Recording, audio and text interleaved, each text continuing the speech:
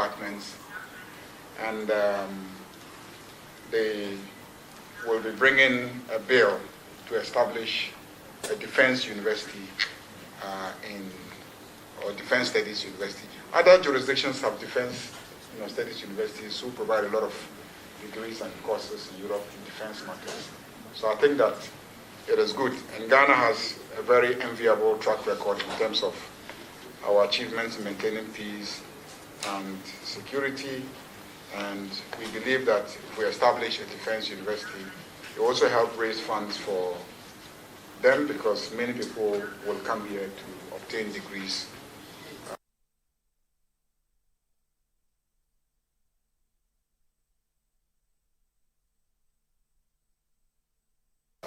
Of sports and recreation, we passed the Sports Fund Act last meeting, and there are regulations needed to give effect to some of the provisions in the Act 1159. And so the regulations will come this meeting, and then also the National Sports College, Winneba, will now have a law to back it. So a bill will come to establish the National Sports College in Winneba. Then also we will seek an amendment to the Sports Act of 2016 at 934. Then we'll try and operationalize the Ghana Anti-Doping Act by passing regulations for the implementation of the Ghana Anti-Doping Act, so that we can have clean sports. And he also says he will bring us the national sports policy and strategy.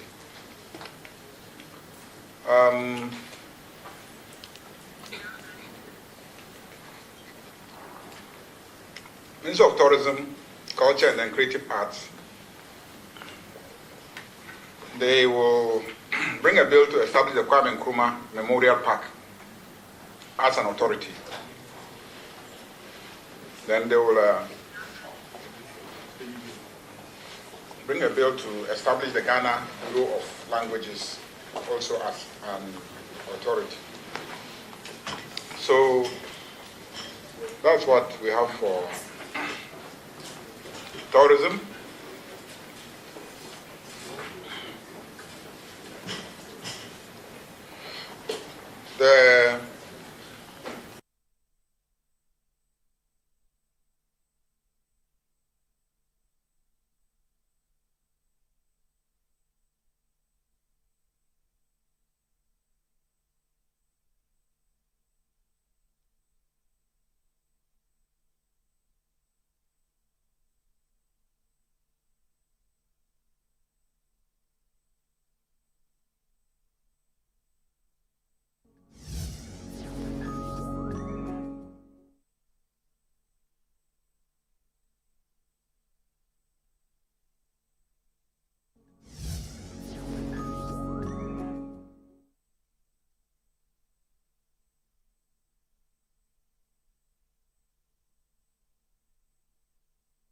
The pressure to keep going, to keep being the strong one, to keep saying, I can do it, even when you know it will break you.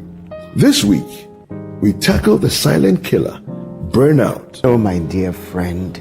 This is Fred Cranchimans, and I welcome you to Lifeline, where psychology meets theology to answer life's complex issues. Today we are talking about something very important, burnout. Yeah. What is burnout? Burnout is beyond tiredness. Okay. It's emotional, physical, psychological, spiritual exhaustion. In Fanti, they call it matobao.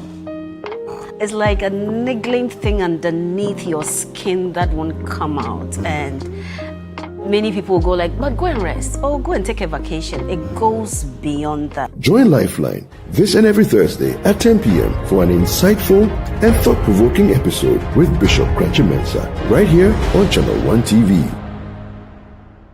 Welcome to The Point of View. This is your favorite current affairs show here on Channel 1 Television. On The Point of View, we pick the right topics, get the right guests, and ask them relevant questions on issues that matter to you. With the complexities of the issues happening around us on a daily basis, it's the hard-hitting conversations and the probing questions of the point of view. So what is the Public Account Committee's job? So what we do is to scrutinize, clarify, and find out why certain infractions have been made. What do these IMF programs try to do? The current program is for budget support. Okay. There are no projects attached. That teases apart the twisted entanglements of politics and governance, as well as religious and social discourse. The Point of View brings you the policymakers and duty bearers and drills down to the very bottom of issue. What authority do you have? The Point of View airs every Monday and Wednesday at 9 p.m. only on Channel 1 TV. Hundreds of entries have poured in from communities all across the country, and the energy is off the charts. The quest to uncover the most deserving stories has kicked into high gear. Stay tuned for the thrilling reveal and the grand celebration of our esteemed 10 Channel 1 TV community legends, only on Channel 1 TV.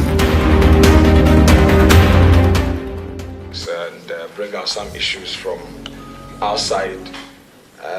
Clerk to Parliament and your able deputies, coordinating directors, gentlemen and ladies of the media. On behalf of the Minority Caucus, let me thank you for the support since we came into the 9th Parliament.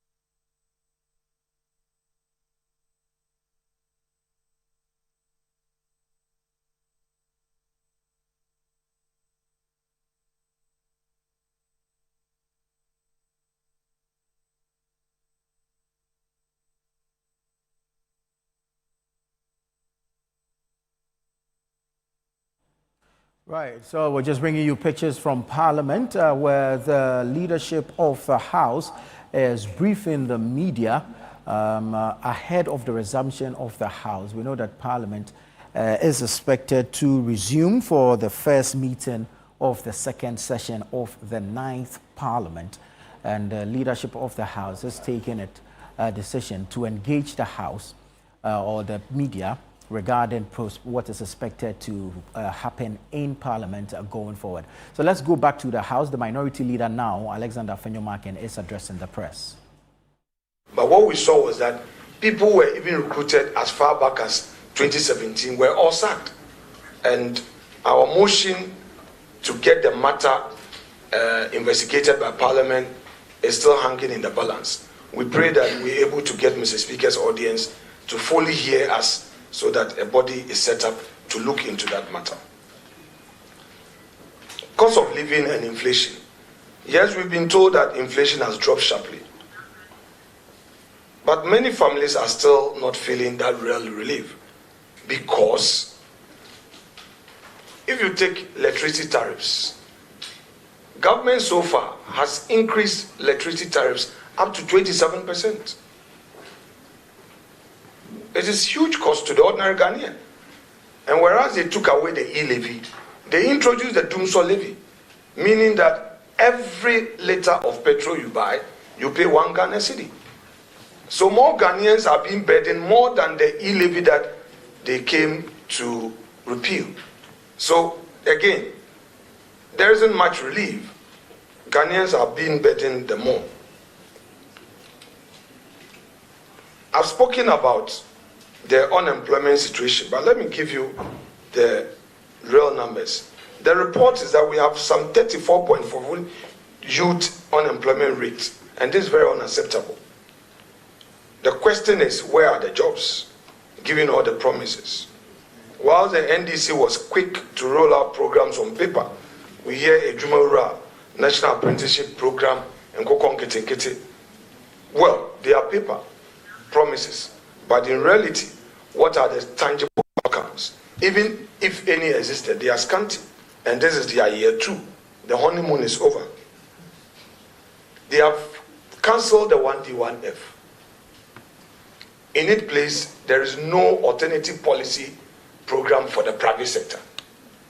I've not heard the Minister of Trade and Industry announcing a major private sector initiative to create economic growth. Zero. Yet they have cancelled the 1D1F. They promised public sector reforms, but so far the minister responsible for public sector reform cannot be found. We've not seen any major announcement, even in the budget, as if that ministry is non-existent. So in terms of public sector reforms, we are yet to see any serious intervention. We hold a view that in this meeting, the majority should be more accommodating. They must hear us. They must allow the minority to do more advocacy. We expect Speaker to be admitting more and more of our motions. Last year, we went through a lot of frustrations. You file a motion, decline. And sometimes it comes at a late hour, 11th hour. A typical example was the motion we filed on the CJ nomination. We filed it on time, and we wanted to advocate our issues on the House floor. Over 2 weeks, it was midnight of the Friday preceding the Monday where we were going to do the vetting, that the clerk communicated that our motion has been rejected. I mean, that was quite frustrating. And you know, when we tried to deal with our issue at the vetting, the majority leader decided to use a tactics of point of order to keep us struggling. But it's all part of politics. He has his strategy. We must also have our strategy. But we think that the essence of this parliamentary politics is to give every party stakeholder the opportunity.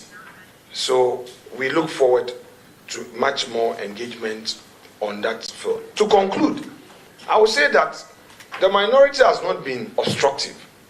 We've been largely cooperative. If you look at last year, the ministerial nominees, only 2 or 3 were voted on. But almost all of them, we took them by consensus. And in fact, we approved them on record time because we took a view that we don't have to allow the ministry for civil servants to operate. Government needed to have the ministers to take responsibility. So we set a record time approval for them, which has never happened in our Fourth Republic. Again, if you look at most of the bills that came through regular channels, we cooperated with them through win-on-win, through amendment on the floor, to take them by consensus.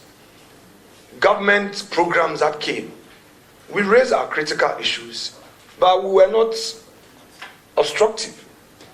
We understand the fact that governance must have a seamless, space, but at the same time, we must not yield to our duty to scrutinize.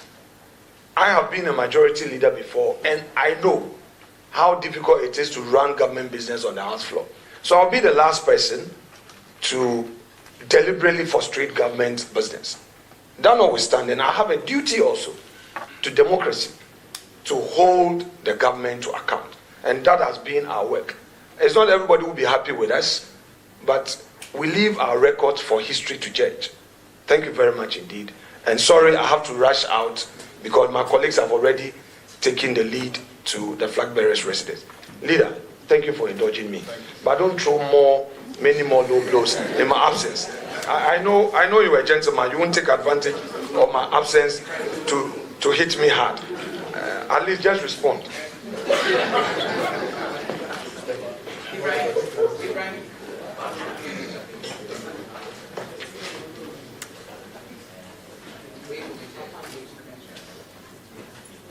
Thank you very much, Osani. We will give the leader of the House the opportunity to continue from where he stopped. Over to you, leader. So we were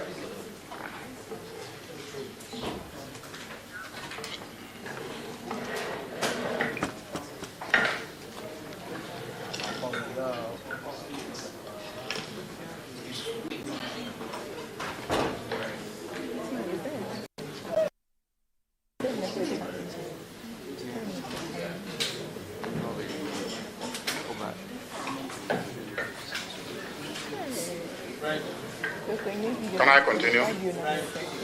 Okay, so we want to thank the Honorable Minority Leader for his brief comments. We appreciate that he has to be absent. His presence would have enriched the discussions, but unfortunately he has to leave. So we're on bills. Minister of Education intends to bring an amendment to the education regulatory bodies, and then also they intend to bring a new bill for the Ghana Book Development Council. And I already mentioned the University of Engineering and then Agricultural Science in Bonsu. And an amendment to College of Education Act. If you recall, we transformed those colleges to universities. So there will be an amendment to cater for that. And then the Chartered Institute of Procurement and Supply Ghana bill will be brought. And then there will be a bill to establish the Center for Distance Learning and Open Schooling, which is CENDLOS.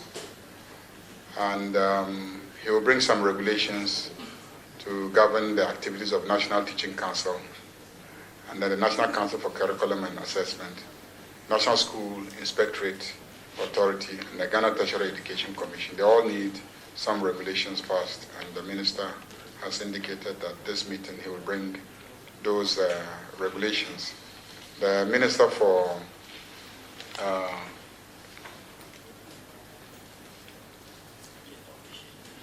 so the Minister for Transport will bring Maritime and Related Offences Bill, road traffic regulations to deal with the Okada legalization and the discipline that is needed on the roads by Okada riders and tricycle riders, and then the Ghana Shippers Council regulations.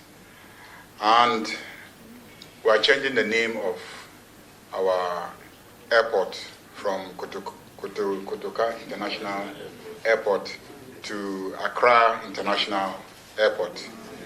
So a bill will be brought by the Minister for Transport for the name of the airport to be changed from Kotoka International Airport to Accra International Airport. So the Accra International Airport bill will also come, and then they will ask us to approve some international bilateral agreements and multilateral agreements for them. And Minister of Interior will continue to have the Security and Intelligence Agencies Bill considered by Parliament. And then a new community service bill, will be dealt with this meeting. The whole idea is to, provide for alternative sentencing so that for every trivial offense, one does not have to go and be lying in Sawam and congesting our prisons and be fed for doing nothing. So you can provide community service instead of being sent to Sawam. So we need to have that. And then they also have some other regulations governing gaming, birthright, diaspora certificate bill will also come.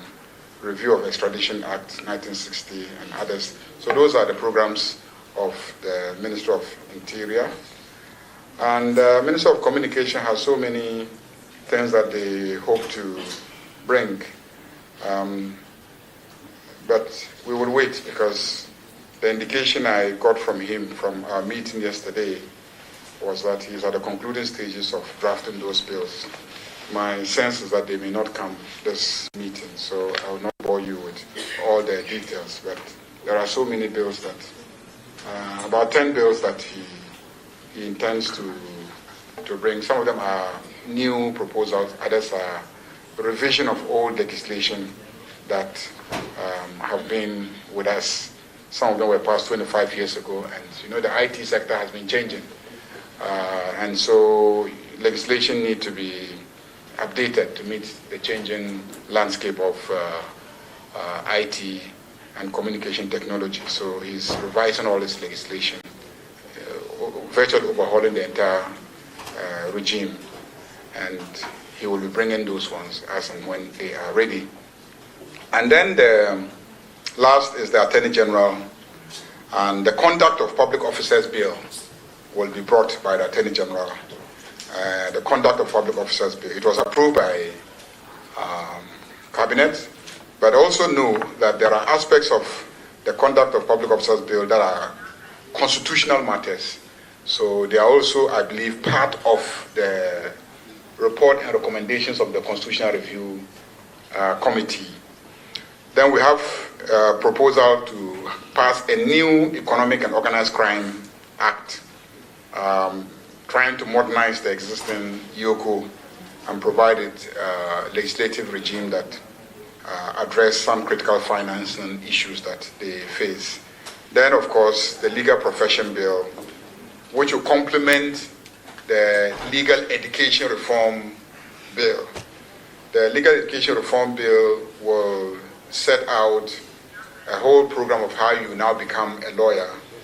But the Legal Profession Bill, there will be an amendment there that will deal with something that is a bit of a problem, which is when we start debating the new legal education reform bill, you will see the trajectory of things.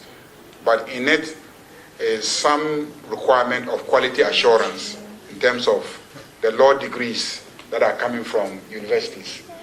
Because if you take out law school and then you introduce bar exam at the end of it, then you have to make sure the law faculties who are awarding the degrees are really proper and they are able to maintain the standards. And so the Legal Profession Bill is dealing with that component. And then finally, we will have the Tribunals Bill coming. You recall in the NDC manifesto, we said we will establish tribunals. So the Tribunals Bill will come, and then there will be some amendments to the Supreme Court rules, the Court of Appeal rules, and the High Court Civil Procedure rules. But most of those amendments are really to account for the role of IT in, legal processes, how you can file, applications online, how you can serve documents online, and etc. to take advantage of the new technologies for fast-tracking litigation. So those are the major concerns of the amendments. There are other things that will be captured in the amendments to the Supreme Court, Court of Appeal, and High Court rules. But those are the main things. So I have taken you through generally what to expect in terms of this Parliament. The last one is the Economy Authority Bill, which is ready. Even, I think, late. It was late in the last meeting, and so we will take it this time. And so that responds to what my colleague raised about the 24-hour economy and the absence of some clarity as to what it is. But 24-hour economy is not a complicated matter. It just means that we want to create a situation where our economy works 24 hours. It doesn't work from 8 a.m. to 5 p.m. and then we all close and then we go home. How can we work 24 hours? One, you need to invest in security to make sure that shops are able to open at night. Restaurants, can stay as late as possible. Fuel stations can operate 24 hours instead of closing at 9 or 10 p.m. for fear of security. And factories can function, 24 hours. And services can be provided 24 hours, like we're already doing at the port. How can you make sure that, at night when people are sleeping, the port can be busy, and the trucks can be moving out with the goods, so that during the daytime when we ordinary people want to use the streets, trucks are not also struggling to evacuate goods from the ports. And basically, at night when people are sleeping, the port can be busy. The factories will need additional labor to execute for the other hours, in addition to the hours that they're already executing. The service providers will need additional labor to execute, and that creates jobs, and then also it increases productivity. But I think that my friends in the minority need to understand that even if you introduce the best of security in the country and you provide the best of incentives, and banks are going to go and borrow money at 32% interest rates or 23% interest rate, at 32% interest rate or even 40% interest rate, as we're seeing, even if you created whatever environment for them, they can't function at that cost of borrowing. If they have to exchange dollar at a certain rate to go and then buy inputs for production, when they produce, very few people can afford. If inflation is galloping and then people cannot, afford, no matter what kind of economy you create, it won't just work. So inputs for production, when they produce, very few people can afford. If inflation is galloping and then people cannot, afford, no matter what kind of economy you create, it won't just work. Industrial sector, on the service sector, banks are chasing companies with money at much, much lower interest rates than 2 years ago. And everybody knows that. Interest rates have come down, exchange rate has come down, the CD has appreciated in value, inflation has come down significantly, utilities are stabilizing, and the services are also relatively consistent. Electricity is on all the time. Still some challenges with providing adequate water supply, all that being fixed. Those are the fundamental issues that sometimes make it impossible for industries to even function. And this government has, invested a lot in terms of policies and leadership to deal with those issues. And the results are out there for everybody to see. And all that is having a significant impact on decisions of industries to expand, recruit more people, and then also, to be able to run 24 hours. So I can assure him that slow but sure, this government is delivering on all facets of the promises that we made to Ghanaians. Now, the issue of certificate of agency when it comes to work that we do in Parliament, it's exaggerated because he knows that a lot of the bills that we take through certificate of agency are bills that are... Now, the issue of certificate of agency when it comes to work that we do in Parliament, it's exaggerated because he knows that a lot of the bills that we take through certificate of agency are bills that have already come to this House. We've referred the bill to a committee. The committee goes, consults stakeholders, and sometimes the revisions are so fundamental, the changes are significant, and the number of changes are many. And when that happens, normally the committee chair will come and ask for leave from us so that the minister will take the bill back, go and incorporate all the changes that the MPs have made at committee stage, and then bring back a new bill capturing what has already been incorporated by the MPs. Now, when those bills come, we deem it unnecessary to go through the entire process again because it's come before us. We've looked at it. We've recommended a change 1, 2, 3, 4, 5. The changes are so many that we don't want to spend all the time on the floor doing it. So just go and change it and bring it back to us. So when those bills come, we then ask for leave to withdraw the old bill and then replace it with the revised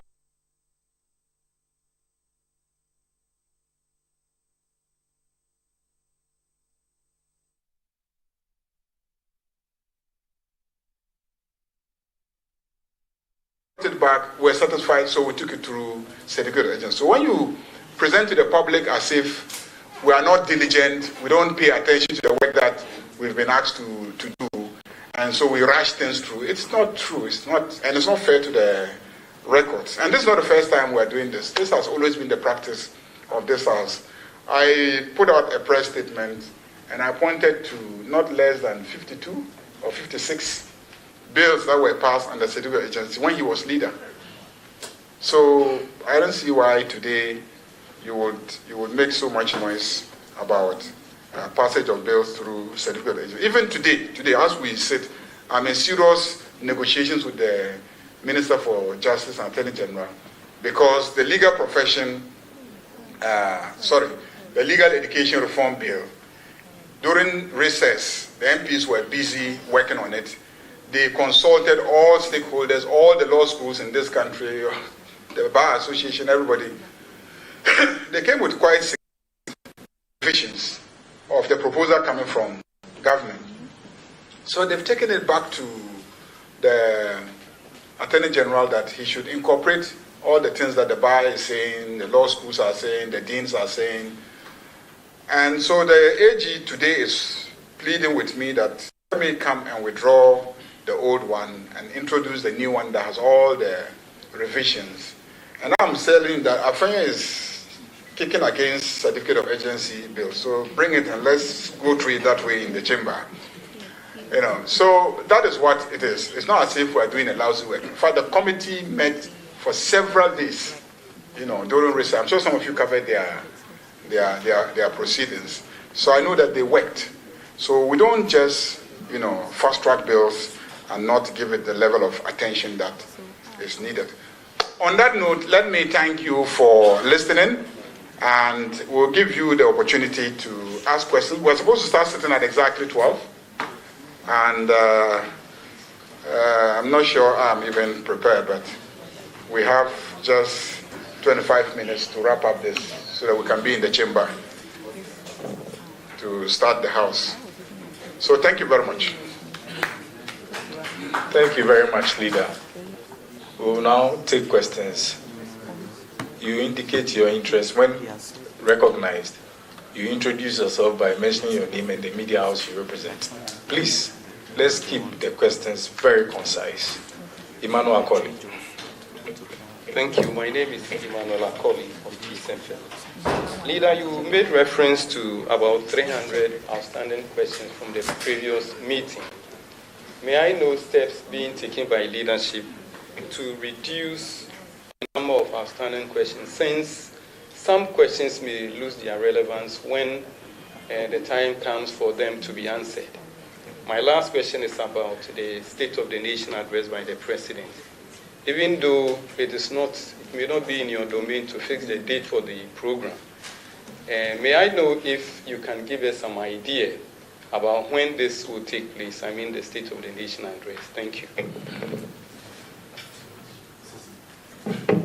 Thank you very much. My name is Christian Pesesen.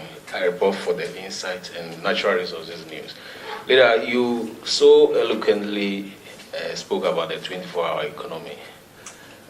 In my preview of resumption today, I herald the 24-hour economy as a major item for this meeting. And your campaign promise hinges so much on this policy. Will you be prioritizing this bill, since it has what it takes to provide that environment for actualizing this promise of yours? Secondly, is about time consciousness. You were here very early and you were not here.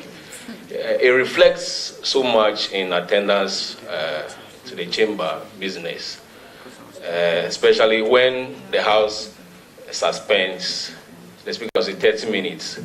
We discuss that among us a lot. If he says 30 minutes, we say, oh, 2 hours. And it happens so often. This meeting, what assurance do we have from you to ensure time consciousness? And lastly, has to do with your commitment to, it's refreshing to hear your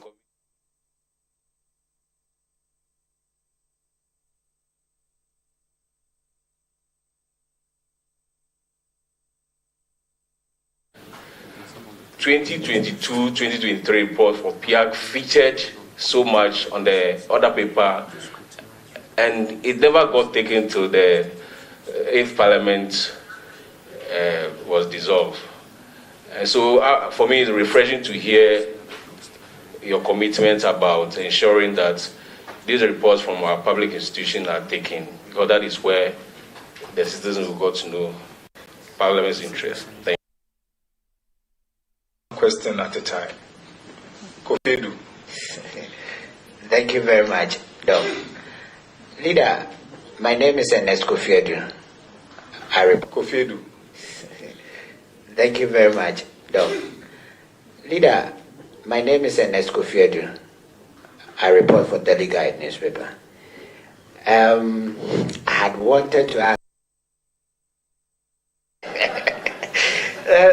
There are so many bills that you have listed or announced to us. What are the major ones that can be done within the 100 days of Parliament?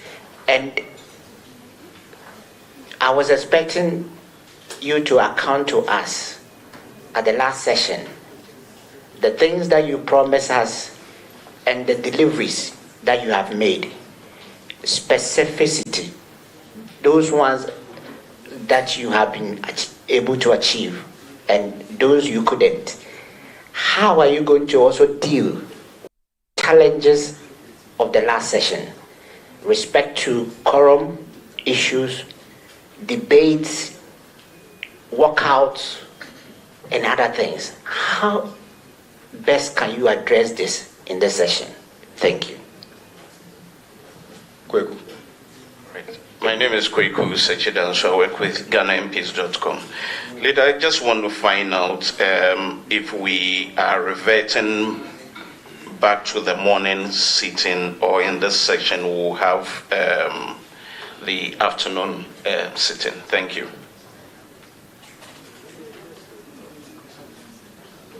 Aveji, after that, we will give the leader opportunity to respond, then we'll go there.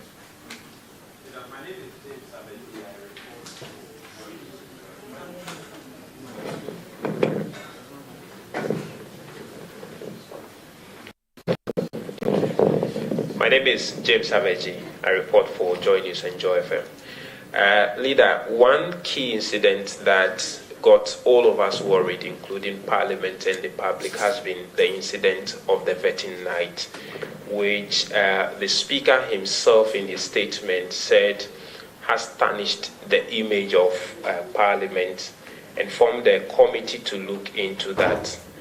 Leader, I want to know, that report we know is ready. Would it be brought to the floor? What decision will be taken? And do we have the assurance that that will be done in this session? Thank you. Leader, please. I'll be very, very straight. 300 outstanding questions. This morning's business committee meeting, as leaders, we thought through how to expedite action on that. We'll have a meeting with the ministers, and then we will figure out with the ministers how we can get them to be available to answer those questions. And then also we want to have an understanding among ourselves about follow-up questions, supplementary questions. Those are usually the problem. Somebody comes to ask a question, and then everybody has a supplementary question. So you take one question, and then you use 1 hour to ask one question and answer it, and that will waste time. So if we can agree among ourselves that, we can't spend beyond 2 minutes, 3 minutes on any question. Most of the time, you will notice that the answer has already been provided in writing. So the media can pick it up from there, and then your constituents can also pick it up from there.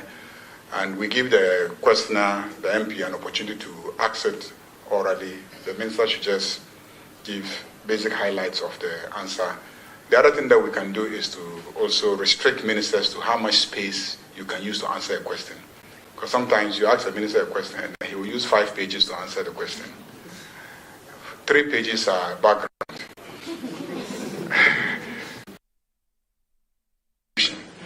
We just want the conclusion.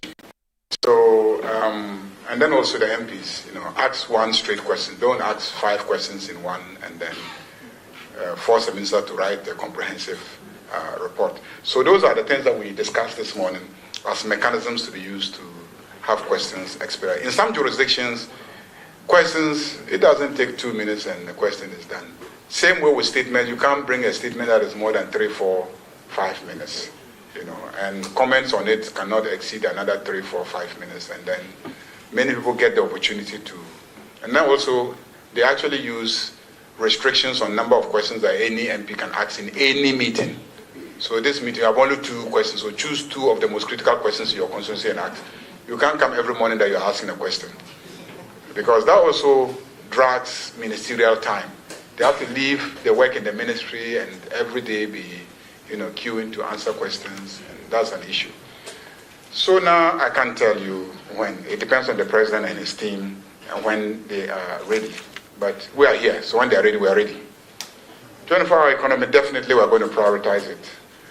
Time consciousness, I will push for all of us to be time conscious.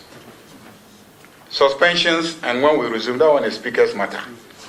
I cannot sit here and authoritatively tell you that, when speaker says 5 minutes, it will be 5 minutes.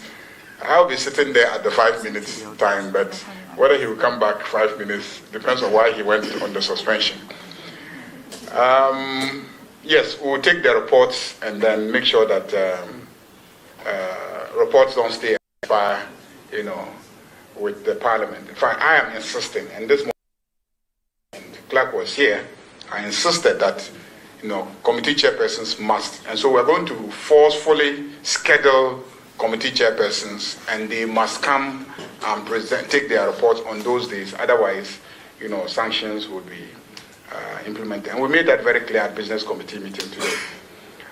100 days, what can we do? If we are serious, we can do a lot of these things within 100 days. But we don't have 100 days. We have 8 weeks. I'm not sure 8 weeks it gives us 100 days because we only have four sitting days in a week. So multiply the 4 by 8, and that gives you the number of days. So we don't have 100 days. But I believe that if we work as planned, some of the things that I've mentioned to you are actually not bills that are before us in this house. I just indicate, I said the minister plans to bring that. The bills that are actually before us are few. And if we really work at it, we should be able to deal with all of them. We want to avoid this practice where ministers wait till last minute, then they bring us bill, and then we force you to sit till midnight, till early hours of the morning, trying to pass the bill for them because they'll come and say, oh, this is an IMF conditionality, that one is an international agreement, and there's a deadline for all countries to meet it, and all that. Vetting committee, certain times, it will remain afternoons until Speaker says otherwise. So Speaker hasn't said otherwise. So my assumption is that we are continuing to sit in the afternoons. Then the vetting committee report. Yes, the committee report, I believe, is ready. And I believe that Speaker will look at it, and then we will get some indication what to do about it. I agree with you that it's a matter that dents the image of Parliament, and Parliament must seem to also be accountable in terms of its conduct. So I have no doubt that in due course, Speaker will give some direction on taking that particular report. Otherwise, I think I've answered all your questions.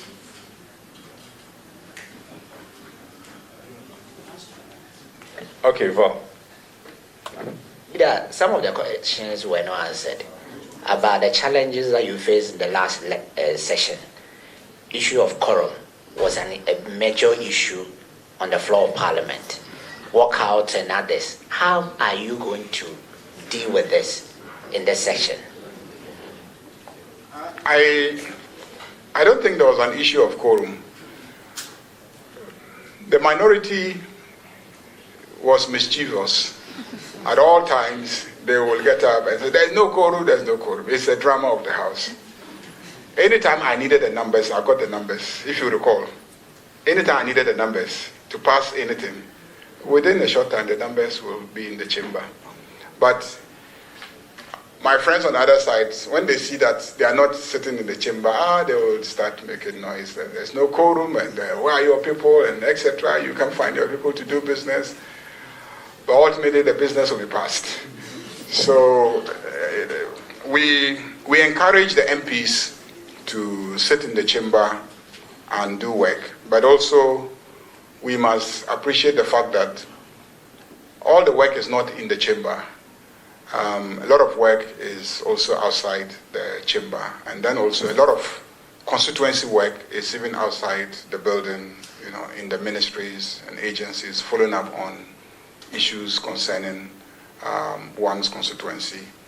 And also, sometimes when there's a business in the House, because of the restriction on how many people should comment, a lot of them come and sit, and then they never get to comment. So it gets boring for them. And so they say, well, if I even go there, they will not allow me to comment. So why don't I just go and attend to my constituency issue? When they need me, they'll call me. So that is also part of the reason. So if you observe, sometimes when there's an issue, so how many people from each side? 2-2. You recall. Now when you say 2-2, it means that the rest of the 100 and something people on my side will not get to even comment. So if every day you say 2-2, every day you say 3-3, then the people will be they're bored, and then they'll just take a decision that I'll sit in my office and rather work. When I'm needed, they'll ring, and then I'll come and then participate in the vote. So that is also one of the issues that is causing MPs not to be sitting in the chamber 24 hours. But when I say there's no issue of quorum, what I really mean is that anytime we need the numbers, we will get the numbers. sometimes you reach out to your colleagues on the other side and say, well, this is what we are doing today. Can we have your assurance that we can take it through? They are giving the assurance. But in the middle of things, there's disagreement on something else, and they want to visit the punishment on another matter. And so they start raising quarrel, even though you agreed among yourselves that on this issue we can pass it. But they will now say, okay, well, since you didn't treat me well on this matter, I will raise the issue of quorum. So that you will have to wait and go and call your members to come and help you pass it. But it's fun sometimes, but it's not really fatal, because I can assure you that when we need the numbers, we always have them. What other issue did you say was not answered? You wanted to know about the achievements. We didn't report on the achievements. Normally we do that during the closing session. So if you followed last closing session, we reported on all that we achieved during that session. So for these briefings, we were forward-looking, what we will do. Then the day we are rising, we deliver a statement, and then we summarize everything that we succeeded in doing that session. So if you take the Hansard for that day, you will see the achievements of the last meeting. Thank you very much, Leader. We take the last set of 5. Valencia. The leader has already answered my question. Mine was also about the attendance. MPs coming into the chamber, because I remember, anytime you come to Parliament or you come to the chamber, you see a handful of MPs in the chamber, and it doesn't really look good when our cameramen zoom out the chamber and you see you can even count them, about 20, 15 MPs. And I quite remember I did a story on that. Whether our MPs are dodging their work in the chamber or they are doing more than the cameras are capturing. So I think he has already answered that question. So we hope to see. Thank you. Ohene. Thank you very much. My name is Ohene Mponsa. I work for Adom TV and Adom FM. I pray that my question, if it's possible, can be handled by the clerk and then the leader.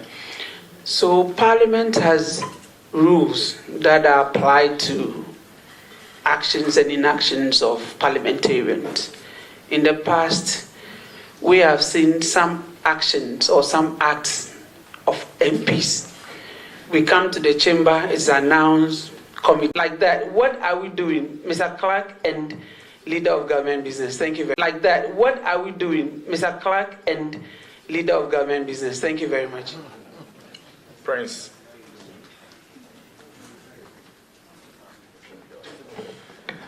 Thank you. My name is Prince Alba, UTV. Leader, this application that play you issue to become an issue. And also climate-related issues. Leader, we need a lot of training and capacity building to be able to follow, issues. Because as we speak right now, I have seen that